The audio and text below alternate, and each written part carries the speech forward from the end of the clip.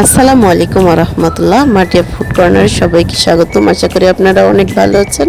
আলহামদুলিল্লাহ আমি অনেক ভালো আছি।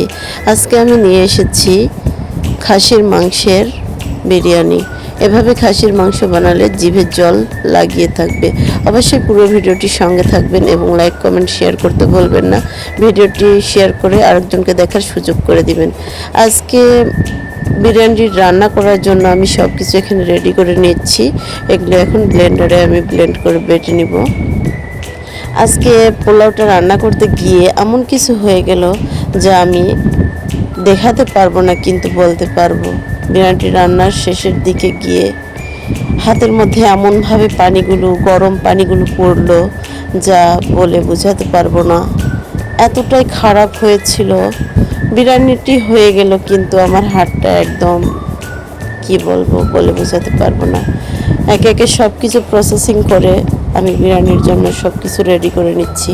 এই যে এখানে খাসির মাংস সুন্দর করে ধুয়ে নিচ্ছি। খাসির মাংসটি ধুয়ে আমি দিয়ে দিব প্রেশার কুকারে। আমি বরাবরের মতনই প্রেশার কুকারে মাংসটি দিয়ে সুন্দর করে সব কিছু দিয়ে মশলাগুলো দিয়ে আমি সুন্দর করে মাখায় নিব। এভাবে মাখায় নিলে টেস্টটা দ্বিগুণ হয়। এই যে গোটা মশলা এখানে আবারও দিয়ে দিব। এখানে লবণ, হলুদ যা কিছু লাগবে সব কিছু দিয়ে সরিষার তেল দিয়ে আমি এটা সুন্দর করে মাখিয়ে দিব। এভাবে মাখালে মাংসের টেস্টটা যতটা আসবে, চিনি আলু গুঁড়া চালটা দিলে আরও পোলাওয়ের টেস্টটা বেশি আসবে। এই যে মাংসটা এখন আমি প্রেসারে সিটি দেওয়ার জন্য দিয়ে দিয়েছি। আর নিয়ে নিয়েছি পোলাওয়ের চাল। পোলাওয়ের চালটা ধুয়ে সুন্দর করে ধুয়ে নিয়ে আসার মধ্যেই এইদিকে আমার মাংসটি হয়ে গিয়েছে। দেখুন কত সুন্দর মাংসটার কালার আসছে। এভাবে মাংসটি কষিয়ে নেওয়ার পর এখানে আমি দিয়ে দিব এখন আগে থেকে ধুয়ে রাখা চালটি। এই চালটি আমি ভিজে রাখছিলাম প্রায় 40 মিনিট। এই চালটি ভিজিয়ে রাখার পর এই যে আমি মাংসের মধ্যে দিয়ে দিলাম। এখন সুন্দর করে মিক্সড করে নিব। এই মাংসের পোলাওটি রান্না করা খুবই সহজ।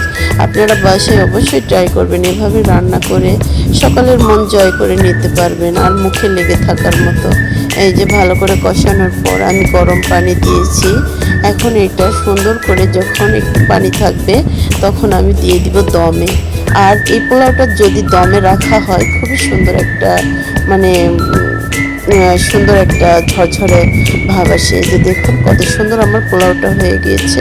অবশ্যই আপনারা এইভাবে বাসায় ট্রাই করবেন এবং রান্না করে খাওয়ার চেষ্টা করবেন। আমার পোলাওটা খুবই সুন্দর হয়েছে। এখানেই শেষ করছি। আসসালামু আলাইকুম ওয়া রাহমাতুল্লাহ।